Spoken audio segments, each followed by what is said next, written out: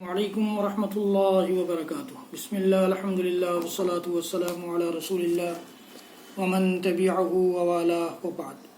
محترم ناظرین و سامعین، اسلامی بھائیوں، دوستوں، عزیزوں، ماؤں اور بہنوں، آؤ نبی کی نماز سیکھیں سیریز میں گفتگو چل رہی ہے جماعت کے مسائل کے سلسلے میں، اور اس میں اس سے پہلے کے 2 ویڈیو میں آپ نے دیکھا کہ رکوع پانے والا رکعت پانے والے ہیں یا نہیں۔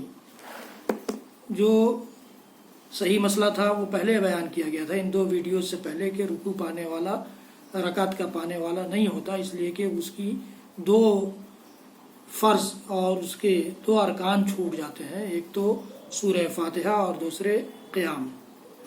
لیکن کچھ لوگ اس کے قائل ہیں کہ نہیں، رکوع پانے والا رکعت پا لیتا ہے، یعنی رکوع پانے والے کی رکعت شمار کی جائے گی۔ ان کی دلیلوں کا جائزہ لیا جا رہا تھا 2 ویڈیوز میں۔ آپ نے دیکھا کہ ان کی دلیلیں یہ یا تو صحیح نہیں ہے، اور اگر صحیح ہے تو اس سے مراد رکوع نہیں ہے یا رکعت نہیں ہے۔ چوتھی دلیل میرے سامنے ہے ان کی، وہ یہ ہے، ابو بکرہ رضی اللہ تعالیٰ عنہ کا معروف اور مشہور واقعہ ہے۔ کہتے ہیں کہ میں نبی صلی اللہ علیہ وسلم کے پاس گیا اور آپ صلی اللہ علیہ وسلم رکوع میں تھے، تو میں نے صف میں پہنچنے سے پہلے ہی رکوع کر لیا۔ پھر میں نے یہ بات نبی صلی اللہ علیہ وسلم کے سامنے ذکر کی، تو آپ صلی اللہ علیہ وسلم نے فرمایا، اللہ تیری حرص زیادہ کرے، آئندہ ایسا نہ کرنا۔ آپ نے فرمایا، زادک اللہ حرصا ولا تعد، آئندہ ایسا مت کرنا۔ یہ روایت صحیح بخاری کی ہے۔ یہ مذکورہ مسئلہ میں واضح نہیں ہے، اس سے یہ نہیں پتہ چلتا کہ رکوع پانے والا رکعت پانے والا ہے یا نہیں۔ اس میں آپ دیکھیں کہیں اس کا ذکر نہیں ہے۔ انہوں نے صرف یہ کیا تھا کہ اللہ کے نبی صلی اللہ علیہ وسلم رکوع کی حالت میں تھے، وہ انہوں نے دیکھا کہ رکوع کی حالت میں تو جہاں تھے وہیں سے رکوع کی حالت میں ہو گئے اور صف میں آ کر مل گئے۔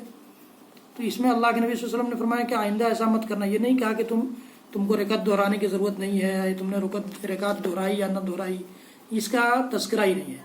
امام ابن حزم رحمۃ اللہ علیہ نے اس سلسلے میں فرمایا ہے کہ رہی ابو بکرہ والی حدیث، تو اس میں قائلین رکعت کے لیے اصلاً کوئی دلیل ہی نہیں ہے، کیونکہ اس میں یہ ذکر نہیں کہ انہوں نے اس رکعت کو شمار کیا تھا، اور نہ یہ ہے کہ انہوں نے اسے اس سے اٹھ کر پڑھا تھا، لہٰذا اس حدیث سے ان کا تعلق ہی ختم ہو گیا۔